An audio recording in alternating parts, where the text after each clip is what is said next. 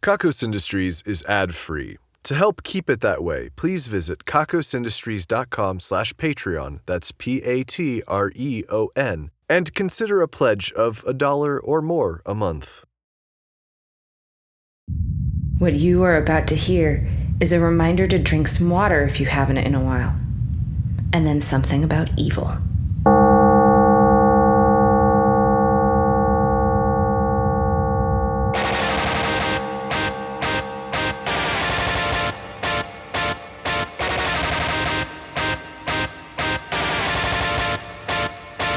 Hello and welcome to the Kakos Industries corporate shareholder announcements. At Kakos Industries, we help our clients and pretty much everyone else, wittingly or unwittingly, to do evil better.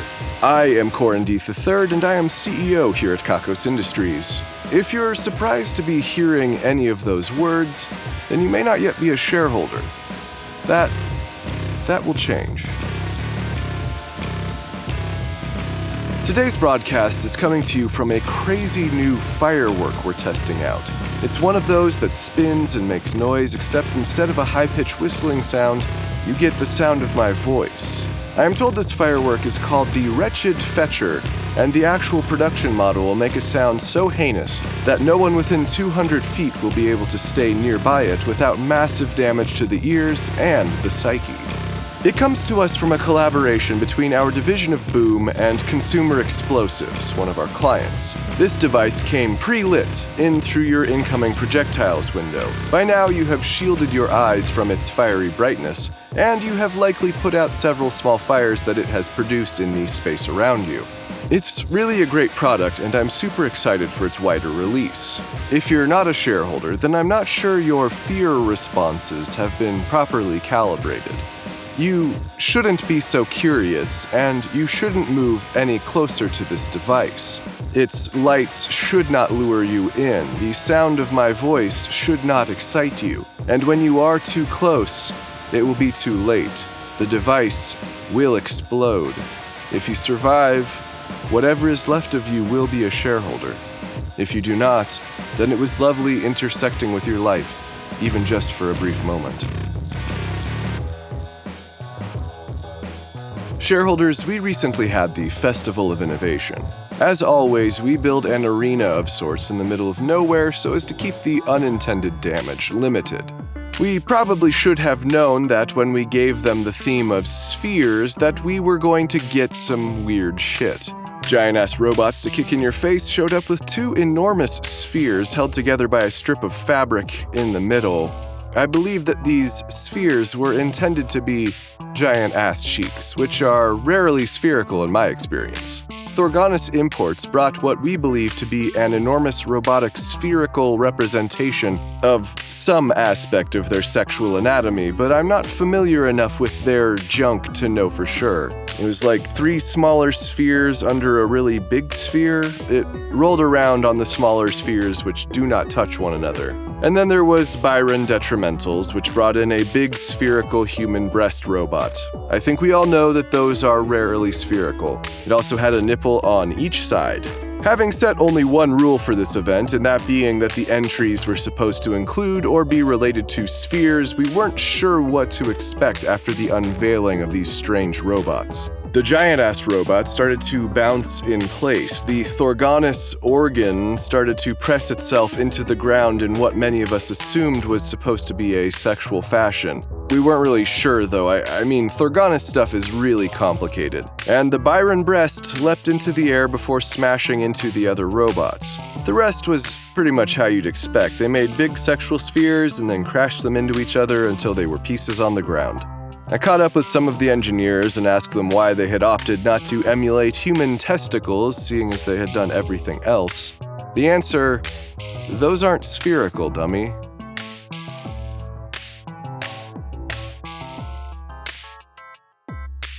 We had the Festival of Quiet Evils in that one moment about a week ago when you thought everything might be okay for a second.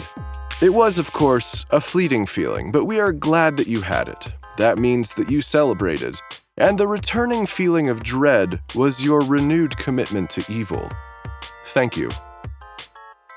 Coming up, we have the celebration of self-love, that yearly event that invites all of us to become one with ourselves, to dive in deeper than ever before, to find something we never expected to find, and to be completely disgusted with ourselves as a result. Get ready. And we're also looking forward to EvilCon. It's going to be inhumane, as always. Shareholders, it has been brought to my attention that we at Kakos Industries have created something truly brilliant. A giant leap forward in technology. The scientists are calling it the Box of Talk, and it will allow anyone in control of the device to talk to anyone else in the world, and possibly further, provided they have the appropriate coordinates. They tell me that it uses entanglement to work. They did not say what kind of entanglement, quantum or otherwise. I got to see the prototype recently, and I was amazed.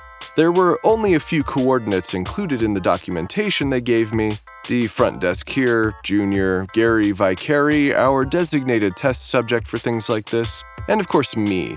But I didn't call myself. That would not have been a very good use of my time, and it would have demonstrated nothing. I called Junior, surprising him during a private moment. Honestly, I'm not sure what isn't a private moment for him. I called the front desk and reprimanded them about something. I can't remember what. I think I made it up, whatever it was. And I called Gary to ask if his refrigerator was running. It was all very impressive. Apparently, none of these people had to answer a phone or anything like that. My voice just started to speak to them seemingly from nowhere, though anyone nearby could also hear. The device itself is kind of a big box with an older-fashioned payphone phone on the end of one of those curly wires they used to have. I imagine that the technology will get better as time goes on, and it will become sleeker and sexier. The applications for this are endless. We could use it for advertising. We could have used it to deliver this broadcast even. If we still had it. That's right, we lost it because obviously we did. It's only a machine that has the potential to annoy me at any time at all, so of course it went missing. I'm just waiting for Melantha or another competitor to start blaring music into the receiver, only to interrupt my broadcast or thoughts. Fortunately, connections can only be maintained for a few minutes at most before the device has to recalibrate. But that may not always be the case. Hey, is this Corin Deeth? Yes, and just who is reaching out to me? Hey, we're asking the questions here, okay? We got your box, Corin. We got your interdimensional alien communication space box. Stevie, what did I tell you about bringing your theories to this? Play it cool, man. We got your box, with the phone thingy on it. I don't think I recognize your voices. You don't know us, man. And you don't want to know us. We're crazy, man, and dangerous. You don't want to know us. I think we agree there. If I don't recognize your voices, that means that you're not the usual players. Oh, we're players. Big-time players. High rollers. Big shots. Guys you don't want to mess with, Corin. How did you get the box? We found it, man. Don't tell him that. We stole it. Right from under your nose, too. We are elite criminals. Guys you don't mess with. Yeah, we nabbed it and you didn't even notice. That's how good we are. So where did you find it? It was on top of a car out in the street, in a cardboard box. Stevie, what the hell? It was where you left it, man. Deep in the alien space interdimensional vault under the Earth's crusts. We snuck in there past all the lasers and the gods and the enormous reptiles. And we just took it. 'Cause we're that good. We're real good. I have the loss report here, and now I'm thinking it was totally falsified. So one of my employees took it home to work on, but they stopped somewhere, maybe a taco restaurant, and they left the box on top of their car while they were inside eating. Montebertos. It's a great spot. Best 4 a.m. California borough. But that's not where we got it, man. It was in your building. And, what building is that? Cactus injuries. Cuckoo's energies. The sticker rubbed off a little. And the other man we spoke to didn't speak that clearly. That would be Tom. He works at the front desk. He just had his braces adjusted. Let that be a lesson to you, Tom. I can think you're a moron and terrible at your job, but you're my employee and I still take the time to know what's going on in your life. So you two called the front desk first. They said to talk to you, man. They said you want this box back, and we want to give it back to you. For a price, man. Yeah, you gotta make it worth our while, man. How much do you want? $1 billion. What is wrong with you, Stevie? They're not gonna give us $1 billion. $50. Shut up, Stevie. You're messing this up. Sorry, Davey. How much is it worth to you, man? Right now, I would just love for you to destroy it. Oh, so what you're saying is you want it gone. Well, how much is that worth to you? No, that's not... I don't know. I'm sure we can find you something for your trouble, but it won't be much. That's bull, man. You want it back so bad, you're just playing dumb. Interdimensional alien space dumb. I'll send a message to the Division of Ransoms, hostage situations, and conversations you can't seem to get out of. They'll know what we can spend on this. Well, you better hurry with it, man, because, We're gonna find another buyer. Yeah, we're gonna find another buyer if you don't hurry. Who would buy it? You have no idea what you're talking about.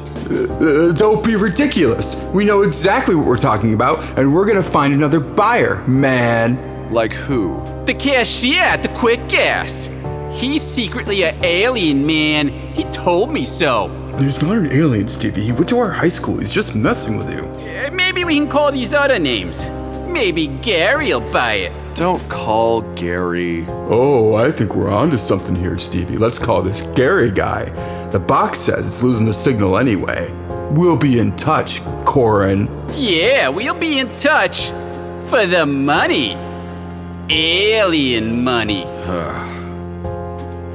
The area around my head has gone quiet. This is truly a horror we have created. I have no idea what those guys are going to do. I'm going to just see what kind of budget we actually have for this. I might also ask the Damnation and Ruination squad to do a little digging. They always find their target. The strange and intriguing member of the Damnation and Ruination squad that I may have contributed accidentally to getting excommunicated from the squad because they were just so exceptional in every way has fallen into a deep emotional illness. I've been keeping an eye on them because I feel a little guilty, and we're also technically responsible for all of the squad's healthcare. Kimzzzzzzzz has spent a lot of time by this person's bedside trying to cheer them up. The journey may have been messier than I would have liked, but I am happy that things arrived where they were heading anyway. So far, the miscalculation may have been that this person does not seem to be as interested in Kimzzzzzz as she is in them. All the same, sleeping like a sweet devil in a hospital bed has been decreed as the sexiest thing one can do at this time. I believe that Dr. Dunkelvissen and Jasmine Ashna might be on the verge of a breakthrough. No, I meant to say breakdown.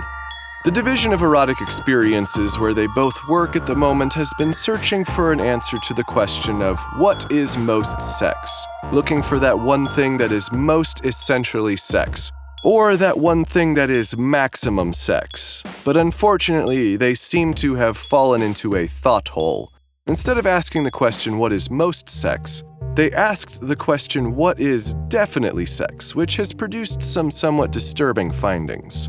Outside of a definition from intersubjectivity, they can't land on anything for sure. I've picked up crumpled pieces of paper from their meeting room floor that say things like, putting it in one time if everyone thinks it's cool. That doesn't seem to be getting anyone any closer to the answer of this question.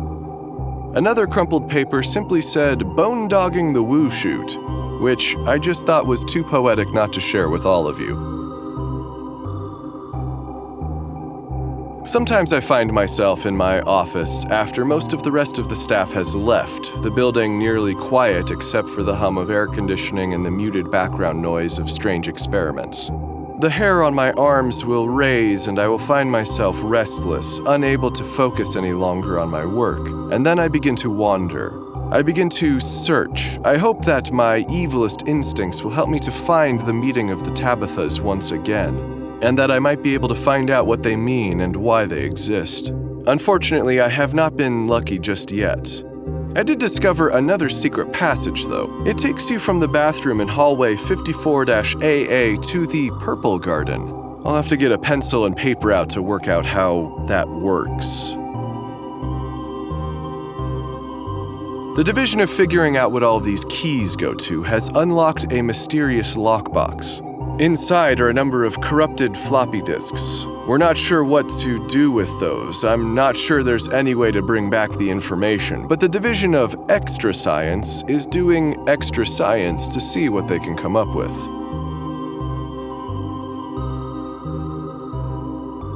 Dana Govern has seemed to be in many more places than should be possible. We can't seem to catch her on camera in 2 places at once, but even Junior, who has a great track record of finding her by scent, has been getting lost on her trail recently. Somehow, all of those extra genes we gave her have been doing something. If she split into 2, I will be so excited. Maybe even 3. Meredith Gorgoro's rampage has taken a break, it seems. Our drones followed her into an enormous cavern where she came upon a large stone statue of some beast we're not familiar with. She sat at its feet and started to breathe slowly. We believe she is meditating. She has somehow slowed her metabolism down to need almost no energy. In her slowed state, our drones have been able to get closer to her than in previous sightings. Her physique has always been on the border of too fit. You know people like that, I'm sure. She's thin and muscular, but with a lot of bone showing.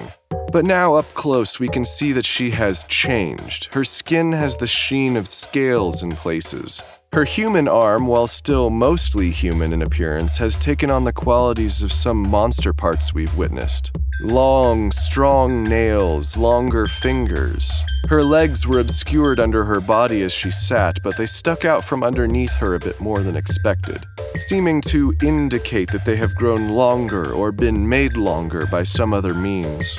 Her hair, which probably hasn't been washed or even had water run through it in months, is wild and frizzy, with some strands seeming much thicker than others. The scientists reviewing the footage also wanted me to say that, even though there are no molecular detectors in these drones, she probably smells bad and looks like she could use a bath. The drones will continue to watch her. We set one on a path to map the cavern, and we found that the walls are covered in a written language of some sort. This must be regarded as an important place in some sort of monster religion. We are excited to see where things go. The Damnation and Ruination squad are now wearing one rollerblade, one roller skate, and long green velvet gloves. They look ridiculous, it's true, but now they look far more homogeneous without that more exceptional member. They seem at peace, but at what cost? At any rate, they are on the trail of our mysterious interrupters. I am told that they should figure out where they are soon. They are surprisingly resourceful considering they use next to no technology. I have some news from the Division of Incredibly Boring Things. They are thinking of changing their name from the Division of Incredibly Boring Things to the Division of Incredibly Boring Things and Easily Interrupted Thoughts. I think that's... We're back, Corin. Yeah, we're back. We've got your box. He knows that. How is Gary? He's great. Turns out he does want to buy the box. He said he'd give us $500,000 for it. Gary doesn't have that kind of money. It's true. We just wanted to see if you would beat his offer. I know he doesn't have that kind of money. We don't pay him enough. Actually, I'm not sure we pay him at all. We might just experiment on him. So he didn't offer you $500,000. Fine, but he did tell us that you would want it back desperately. He told us how to get even with you if you refused to pay us. He said we could blast some smooth jazz into the phone. But that's what I did to him. Okay, I see. Are you ready for it? It's gonna be so smooth, Corin. No edge whatsoever. Rounded corners. Soft sounds. Nothing whatsoever to say. Easy listening. But so loud. Let's see here. The Division of Ransoms, Hostage Situations, and Conversations You Can't Seem to Get Out of has authorized me to offer you $50. Damn. Our time is worth a lot more than $50, Corin. A lot more. We're big-time professionals. Big time. Hold on, I might have, let's see, I've got about $50 in my wallet. How's an even 100? Yeah, that seems pretty good. Don't make us laugh. I mean, yeah, don't joke with us, Corin. I've got a $2 bill I can throw in. It's a crisp one. Oh, those are cool. No, not enough, Corin. Get ready. No, wait. Not Bossa Nova. I hate Bossa Nova. It's so easy, Corin. So smooth. Doesn't it just rub you the wrong way? How it doesn't seem to rub you anyway at all? It leaves you right where it finds you. Please turn it off. We're gonna need more money, man. Call your division of whatever and get more money. They actually kind of like it when I'm suffering. I don't think they're going to help. Then we're gonna leave it on, man. Interdimensional smoothness. We're just gonna leave it on, and when we lose the signal, we'll call you back and put it on again. All day, all night, until we get what we want. $1 billion. Stevie, what the heck, man? More than $102. Yeah, like a whole lot more. Okay, you guys play hardball. How do you feel about gold bricks? Oh, now we're talking. Yeah, now we're talking. Okay, I'm going to have my associate, Mr. Zev, bring it to you. A whole gold brick. It's my grandfather's. He kept it under the desk for emergencies. All right, we'll stop the music. Let's see that gold brick. He's on his way now. So, like, he knows where we are? Yeah, we actually just got a lock on your location. Using some sort of alien dimensional laser? Something like that. So, what do we do now? Just stay where you are. Pat yourselves on the back for a job well done.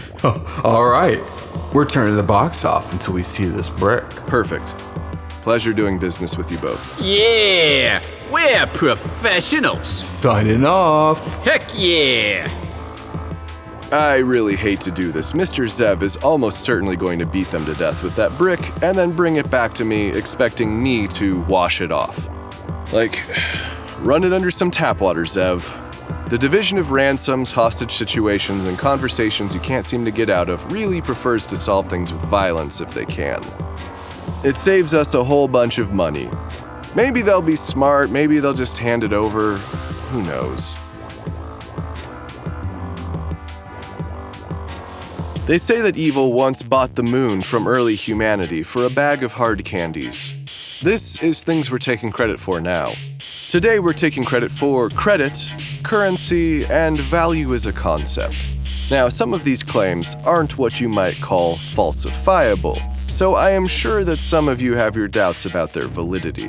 But let me tell you, those doubts are dangerous. Mr. Zev can taste them on the air around you, and may visit you unexpectedly. Tayla the Nayla has won today's Ruin a Life drawing. As a result, the life of Heathrow Landing, Tayla's selected nemesis, will be ruined. We gave the Wheel of Misery a good hard spin to shake the cobwebs out, and it landed on the position for adventurous. From this day forward, Heathrow Landing will be 85% more adventurous in every way. While this might lead to some interesting interactions in the bedroom, it also means that Heathrow is far more likely to engage in dangerous activities such as skydiving, bungee jumping, and hiking. For evil measure, Tayla the Nayla will be 23% less adventurous, making Tayla more comfortable staying at home and just watching a movie or something, you know? Congratulations on the win, and best of luck to all involved. This brings us to the end of our broadcast. Mr. Zev is still on his way to the pickup location. This firework that has been doing untold damage to the natural floor covering, carpeting, tile, or wood flooring will detonate soon. I would recommend picking it up and giving it a toss back out of your incoming projectile's window as soon as possible. Otherwise, it might blow up in your hand, and we're still a little short on replacements right now. The numbers are next: 99, 99, 88, 99, 77, 88, 77, 99, 66, 77, 88, 99, 99, 99, 99.